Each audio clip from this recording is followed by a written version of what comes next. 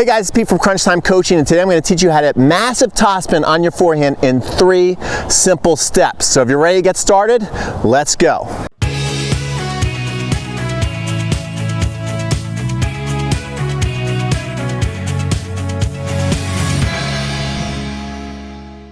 Okay guys, so I promise you by the end of this video, you're gonna have a very good idea what you're gonna need to do to go out on the court and start hitting topspin today. So make sure you watch this video to the end.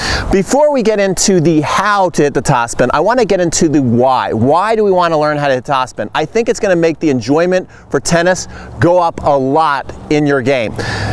Tennis can be a frustrating game if you don't know when you hit, if you have no confidence if that ball is going to go in or out, you just don't know. You're swinging, some are in, some are out, some are in the net, and you really don't feel much of a difference in the way you're swinging the ball. So what ends up happening is you're forced to play a much more conservative game, swing a lot slower just to get the ball to stay in the court, and then after a while that can be frustrating because you feel like you can't swing with any freedom. You're not really having much fun out there. You're just kind of pushing the ball to keep it in play. Topspin, even though it's not adding more power to your shot, it's actually taking power away from your shot because you're putting rotation on the ball. It's not going through the court as fast, but it does allow you to swing with a lot more freedom. You're able to go for your shots a lot more and have confidence that they're going to go in every time. So you actually do start hitting the ball harder, if that makes sense, because you feel the freedom to accelerate more. Now, the racket head acceleration doesn't necessarily create the topspin, okay? Creating topspin's a lot more simple than you think. And step 1 in this, I want you to take a look at your grip and consider maybe changing your grip.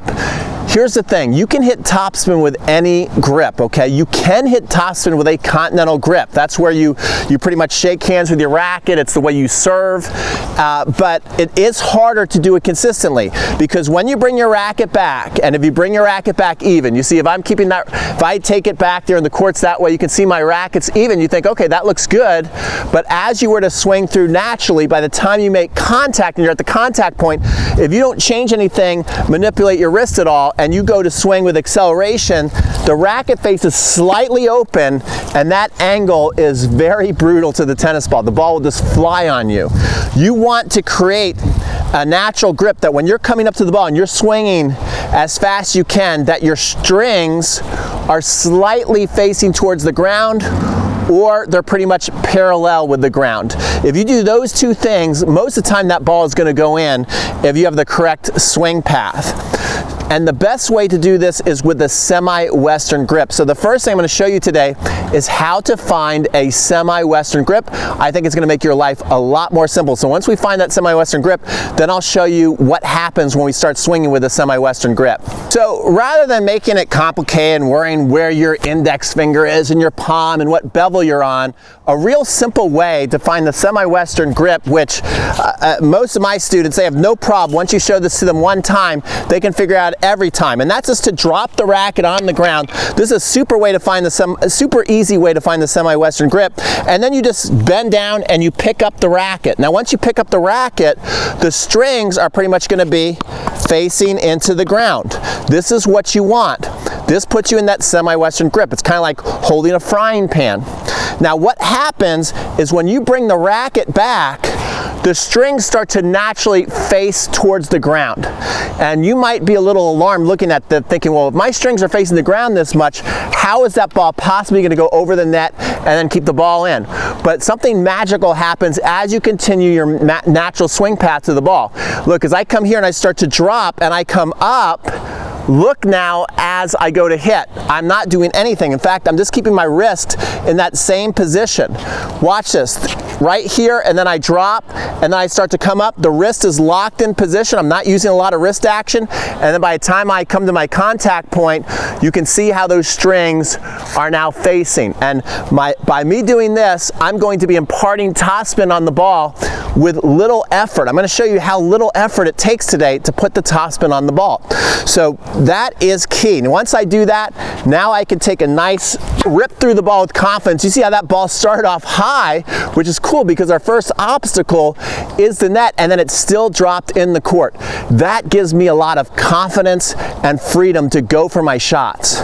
So step 2 is making sure, this is really, really important, that you are coming up on the ball, especially if you are at the baseline and you have to hit over the net. You're going to be coming up to the ball. You want your racket to be beneath the ball. So let's say my fist is the tennis ball. I want to get my racket a good 1.5 feet under that ball, and I want to be coming up to it.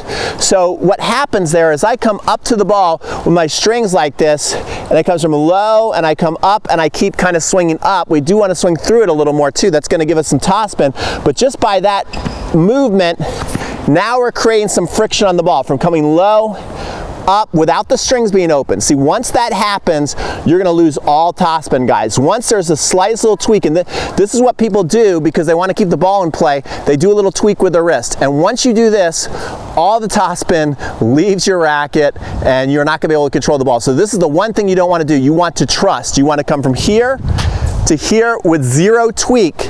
Zero tweak. Just by doing that, look how slow I'm swinging right now. Guess what? I'm going to get this orange ball here, and I'm going to show you how it rotates through the air just by coming here, below, and up to it. No racket head speed, right? No tweaking of the wrist, just from low up to the ball. And you can see that ball rotating end over end. Again, I'm not doing any big tricks here. I'm coming from here, basically coming forward, almost pushing the ball through, and it's rolling. So now we really have the topspin in 2 simple steps. But my third secret to massive topspin on the forehand is the follow through. Because if you come here and you consistently have the follow through the correct way, it creates even less of a chance that you're going to do something weird in here, right? If you're coming here and then you kind of mess up your follow through and do things like this or follow through like that, then there's a good chance as you're hitting the ball, you're opening up and the ball is going to fly away. So what I want to do is after I feel that ball leave my racket and I reach out as far as I can, see, I'm going to come here, I'm going to hit, I'm going to reach out as far as I can. Once I get to there, now I'm going to do what I call turning the doorknob. Tom Avery also has a good one where he talks about taking this and using this as a trigger finger and lifting your index finger here and kind of rolling it over, pushing the racket over, and then finishing here in what I like to call the sideways hello position. So if we do that consistently every time, we're going to create this action on the ball, and that enables us to go faster and faster, and then the ball goes in every time. So I'm coming here, once I push through, now I start to turn the doorknob over, I have that sideways hello finish, and now there in 3 simple steps, we've got massive topspin on our forehand. Okay, so there you go, 3 simple steps on how to create massive topspin on your forehand. Now, if you want more training on the topspin forehand, what I have for you right now is my #1 no-fail drill that will give you the feeling of instantly how to create that topspin. So check out this preview, and if you like it, sign up and I'll see you inside the training.